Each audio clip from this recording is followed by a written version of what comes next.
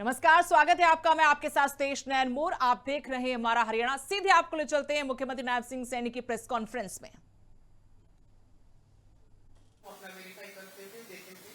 कई बार उसमें procedural delays इतने ज्यादा होते थे कि 2-3 साल में भी वेरिफिकेशन ना हो पाना, टाइम से ना मिल पाना। विद्यार्थी है, उनको जो स्कॉलरशिप्स मिलते हैं भारत सरकार और राज्य सरकार के मिलके 60-40 रेशियो में जो मिलता है, पहले हर विभाग का अपना अपना सिस्टम होता था, वो अपना वेरीफाई करते थे, देते थे। कई बार उसमें प्रोसीजरल डिलेज इतने ज्यादा होते थे कि 2-3 साल में भी वेरिफिकेशन ना हो पाना, टाइम से ना मिल पाना। ये सब कट शॉर्ट करके सर नेशनल स्कॉलरशिप पोर्टल जो है भारत सरकार का पोर्टल, उसमें हम अब शामिल हो गए, जिससे हमने विदिन 2 मंथ्स सभी के वेरिफिकेशन हो गए हैं सर। एनरोलमेंट भी, वेरिफिकेशन भी हो गया और आज आपके करकमलों द्वारा 64,923 विद्यार्थियों को 100 करोड़ सर स्टेट गवर्नमेंट की जो 40% का शेयर है आज चला जाएगा सर। आप आज जैसे ही बटन दबाएंगे नेशनल पोर्टल में ऑटोमेटिकली ट्रिगर चलेगा, तो उनका 60% विद इन नेक्स्ट 1 वीक आ जाएगा सर, बच्चों के डायरेक्ट खाते में चला जाएगा सर। तो इससे बच्चों को जो देरी की वजह से असुविधा होती थी, आंकड़े कंपाइल करने में जो असुविधा होती थी, वो सब अब खत्म है सर। एक क्लिक ऑफ ए बटन में हम देख सकते हैं, पब्लिक डोमेन में भी है फिगर, कि कितने बच्चे को कितना किस किस्म की स्कॉलरशिप मिल रही है, कितने समय में मिल चुका है। तो ये पारदर्शी का एक और मील का पत्थर आज हम हासिल कर चुके हैं। आपसे अनुरोध है सर, अब बटन दबा के इन तीनों वित्तीय सहायता का वितरण करें सर।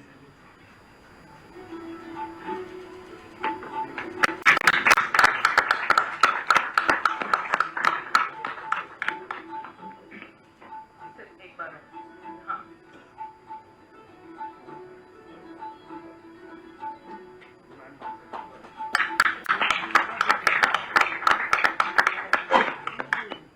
धन्यवाद। मैं माननीय अतिरिक्त मुख्य सचिव वित्त विभाग श्री अरुण कुमार गुप्ता जी से अनुरोध करूंगा कि दयालु स्कीम के लिए बटन दबाकर माननीय मुख्यमंत्री जी से राशि वितरित की जाए। सर, दयालु स्कीम के तहत अभी तक लगभग 64,000 बेनिफिशरीज को 2400 करोड़ रुपए की राशि जारी करी जा चुकी है सर। इतने परिवारों को इस योजना के तहत लाभ मिला है।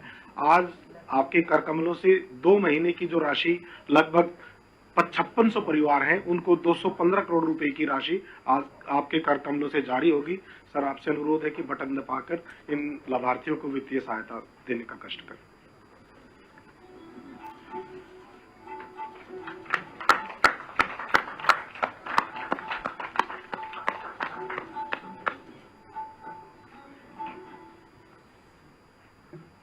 मैं सर अनुरोध करूंगा कि अगला जो है कृषि एवं कल्याण विभाग, वो भी सर आप एक बार आप ही पेश करते हैं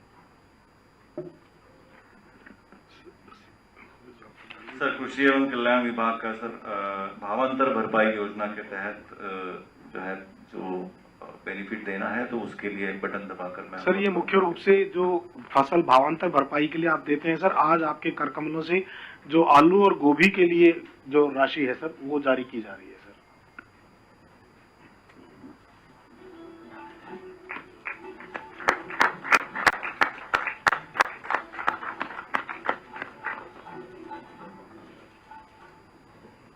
मैं अनुरोध करूंगा श्री अंशज सिंह जी से कि खाद्य एवं आपूर्ति विभाग से आपकी जो स्कीम है उसके बारे में।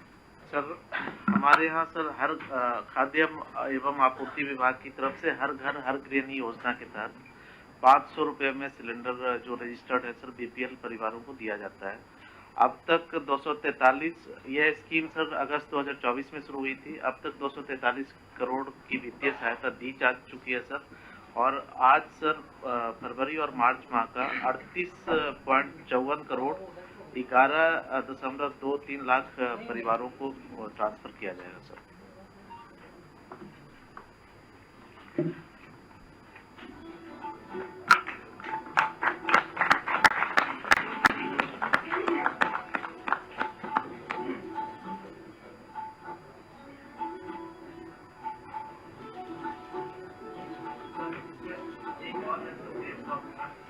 जैसा सर आपने आधे मार्गदर्शन दिया था कि हम किसानों की खरीद प्रक्रिया को और पारदर्शी बनाते हुए हम प्रोएक्टिवली जे फॉर्म उनके पास तक डिजिटल माध्यम से पहुंचाए, तो सर उसके हिसाब से हमने वो काम पूरा कर लिया और आज आपके बटन दबाते ही सर लगभग 13,77,000 जे फॉर्म सर उनके किसानों के अपने मोबाइल में चला जाएगा सर। हो गया सर, हो गया सर। मैं अनुरोध करूंगा आयुक्त एवं सचिव शहरी स्थानीय निकाय श्री अशोक मीना जी को, जो आपका एक प्लेटफॉर्म आज इनॉग्रेट होना है, उसके बारे में थोड़ी जानकारी दें। सर, आज हम Haryana online building plan approval system और पास के डिजिटल प्लेटफॉर्म की शुरुआत माननीय मुख्यमंत्री महोदय के कर कमलों से की जाएगी। और ये एक ऐसा प्लेटफॉर्म है जैसे कि DULB एवं HSB के माध्यम से बनाया गया है सर। और प्रथम चरण में जितने भी पुरानी नगर पालिका और कोर क्षेत्र में जो प्लान्ड रिहायशी प्लॉट्स हैं उनकी ऑनलाइन मंजूरी इसके माध्यम से दी जाएगी। ये पूरी तरह फेसलेस और पेपरलेस होगा। इसमें किसी भी सरकारी कर्मचारी या सरकारी दफ्तर के कोई चक्कर नहीं लगाने पड़ेंगे और ये पूरी तरह पारदर्शी प्रक्रिया होगी। और जो भी कैट ड्राइंग्स होंगी सर बिल्डिंग प्लान की, वो ऑटोमेटिक सिस्टम से अप्रूव होंगी सर, ऑनलाइन सिस्टम से सर। और इसमें जो 87 हमारी 87 नगर निगम नगर पालिकाएँ सर, उनमें इसको लागू किया जाएगा सर। और इसमें जो आर्किटेक्ट हैं उनसे अप्रूव करवाने के बाद वो ऑनलाइन सिस्टम के माध्यम से QR कोड बेस्ड ये सारा का सारा सर जो वेरिफिकेशन होगा वो डिजिटल सिग्नेचर बेस्ड होगा, QR वेरिफिकेशन बेस्ड होगा। मीन्स कोई भी व्यक्ति कभी भी QR कोड से चेक कर सकता है ये डॉक्यूमेंट ऑथेंटिकेट है या नहीं है। तो ये बहुत ही एक महत्वपूर्ण कदम है। जैसा कि माननीय मुख्यमंत्री महोदय की योजना है कि हम सारे सिस्टम जितनी भी परमिशन हैं उनको ऑनलाइन के माध्यम से हम जारी करें, तो ये एक पहला कदम है। आगे आप देखेंगे कि तो हम अन्य जो प्रॉपर्टी ID के साथ जितनी भी सर्विसेज लिंक है उनको भी आगे ऑनलाइन के माध्यम से करने जाएंगे सर। तो मैं आप माननीय मुख्यमंत्री महोदय से अनुरोध करूंगा कि इसका शुभारंभ करें।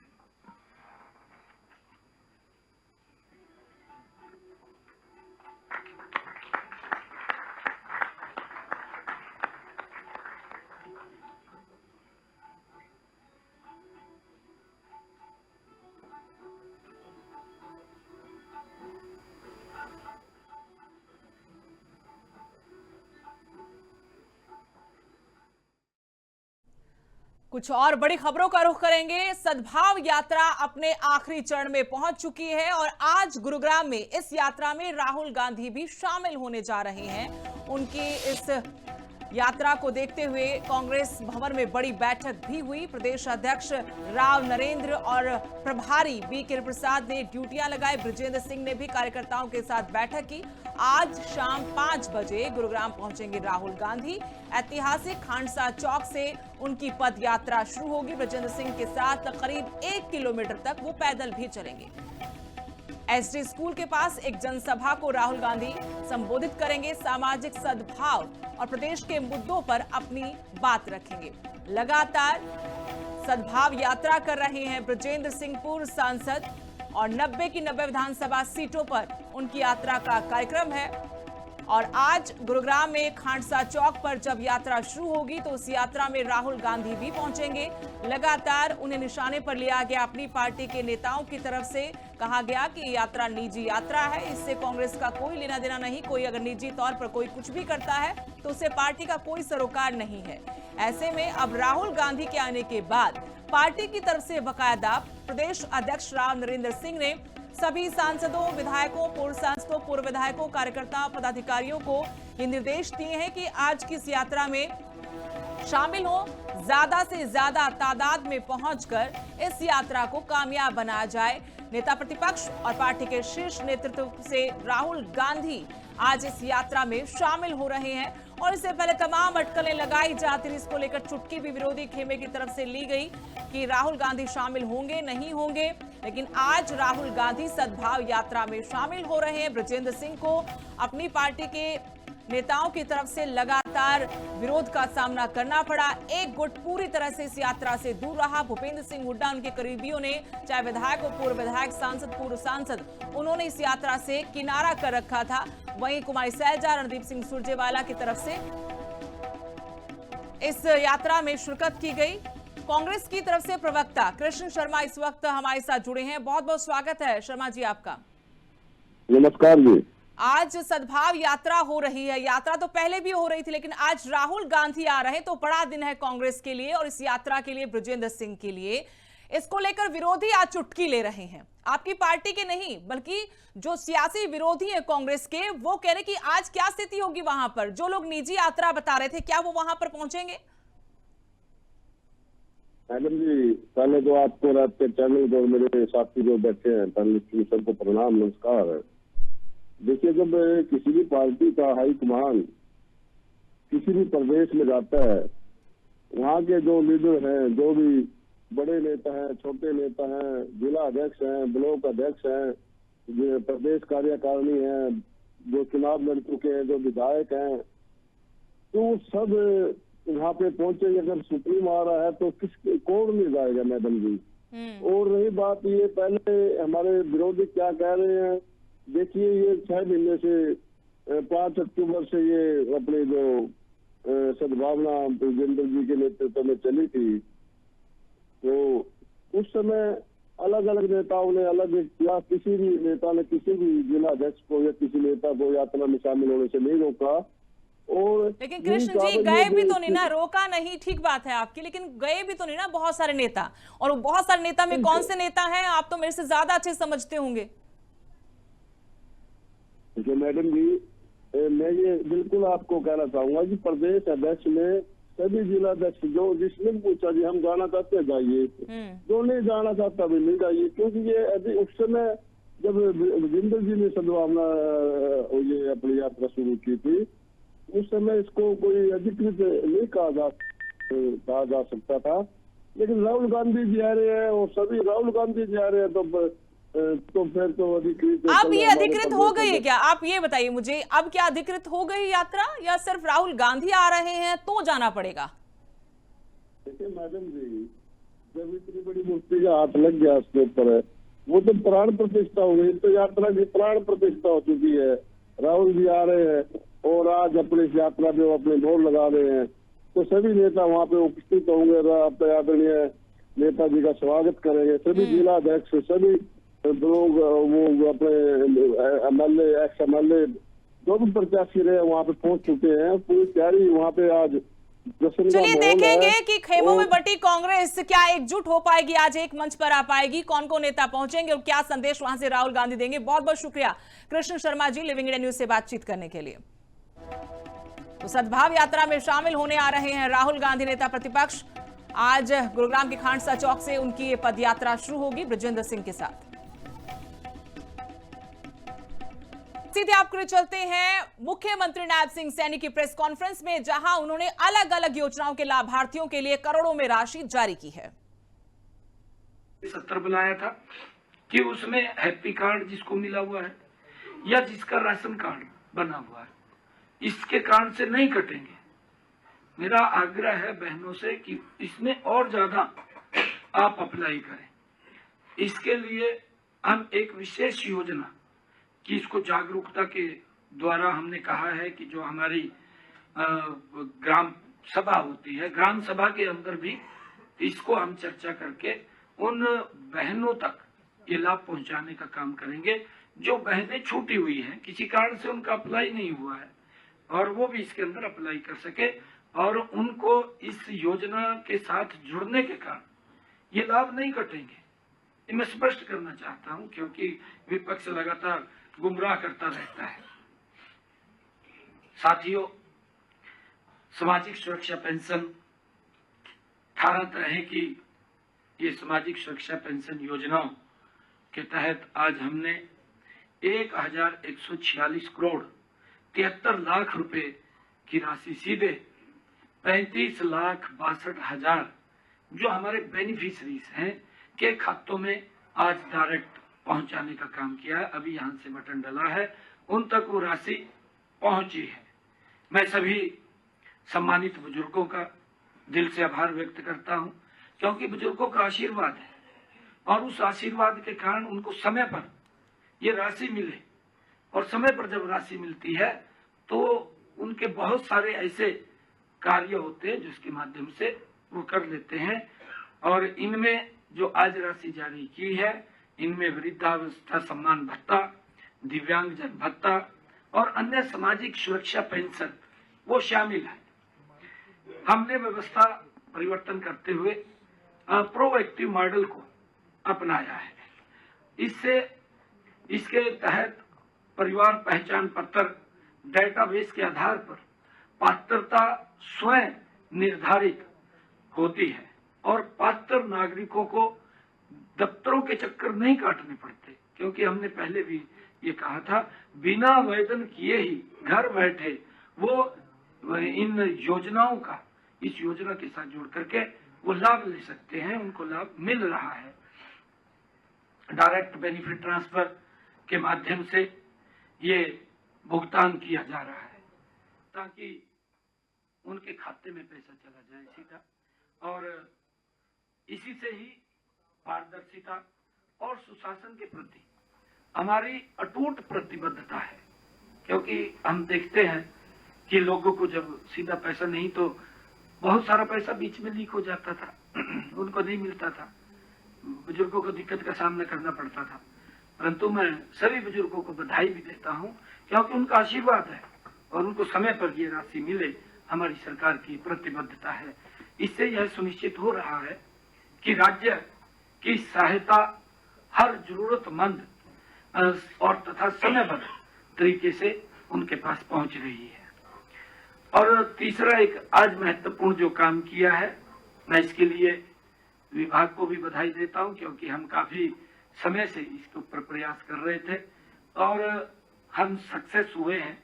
हमने आज इसको जो अनुसूचित जातियों, बीसी और एससी समाज के बच्चों की जो छात्रवृत्तियां थी उसको केंद्र के पोर्टल के साथ जोड़ा है।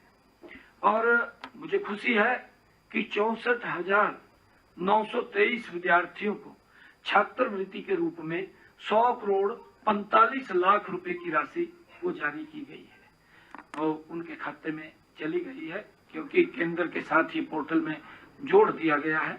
अब इसका लाभ मेरे ऐसे वर्ग के छात्रों को, नहीं तो लंबे समय तक घूमते रहते थे, उनको साल 2 साल 3 साल लग जाते थे, छात्रवृत्ति नहीं लगती थी, पढ़ाई पूरी हो जाती थी, पढ़ाई पूरी होकर के कहीं एडजस्ट भी हो जाते थे, छात्रवृत्ति नहीं मिलती थी, चक्कर काटते रहते थे। परंतु अब इस पारदर्शी तरीके से इसको ऑनलाइन जोड़ा है। और मैं ये बात बोलता हूँ, इसका लाभ कितना मिलता है। विपक्ष के जो लोग दुष्प्रचार करते हैं का पोर्टल की सरकार है, भाई पोर्टल घर बैठे व्यक्ति को समय पे लाभ दे रहा है, पारदर्शी तरीके से लाभ दे रहा है। पोर्टल के जब लोगों को लाभ मिल रहा है तो फिर उन्होंने उन्हीं को हटा दिया। ये तो वो भ्रष्टाचार की बात करते हैं। अगर पोर्टल हटाने की विपक्ष बात करता है तो समझो भ्रष्टाचार की बात करता है। इस कारण से उनको बाहर करने का काम किया है। साथियों, यह छात्रवृत्ति 2.5 लाख। बात करेंगे फिर से सद्भाव यात्रा की। इस सद्भाव यात्रा को लेकर आपको हम बता चुके कि आज राहुल गांधी इसमें शामिल होंगे, लेकिन सिरसा से कांग्रेस पार्टी के विधायक गोकुल सेतिया ने एक बार फिर से बृजेंद्र सिंह पर हमला बोला है। गोकुल सेतिया का बृजेंद्र सिंह की सद्भाव यात्रा पर यह हमला सोशल मीडिया पोस्ट कर निशाना साधा गया। कहा कि बीजेपी की मलाई खाकर दाढ़ी बढ़ा लो, फिर राहुल गांधी को बुलाकर बाकी कांग्रेसियों को नीचा दिखाओ। ये तो हमारा नेता राहुल गांधी नरम दिल का है, भाई की जगह बीजेपी वाले होते तो औकात दिखा देते।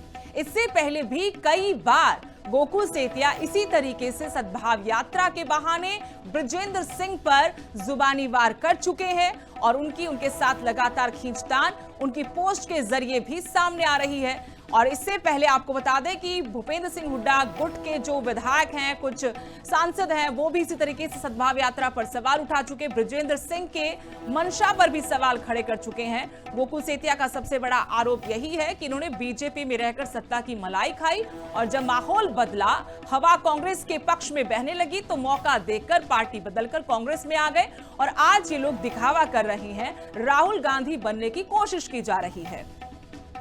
तो एक बार फिर से अपनी पोस्ट के जरिए कांग्रेस विधायक गोकुल सेतिया ने बृजेंद्र सिंह पर निशाना साधा है। सद्भाव यात्रा आखिरी चरण में है और आज गुरुग्राम के खांडसा चौक से जब पदयात्रा की शुरुआत होगी तब राहुल गांधी इस यात्रा में शामिल होंगे। इससे कांग्रेस के अंदर ही बहुत बड़ी खलबली दिख रही है, क्योंकि बहुत सारे नेताओं ने अभी तक इस यात्रा को निजी बताकर इस पूरी यात्रा से किनारा किया हुआ था। और अभी के लिए हमारा हरियाणा के इस बुलेटिन में इतना ही। नमस्कार।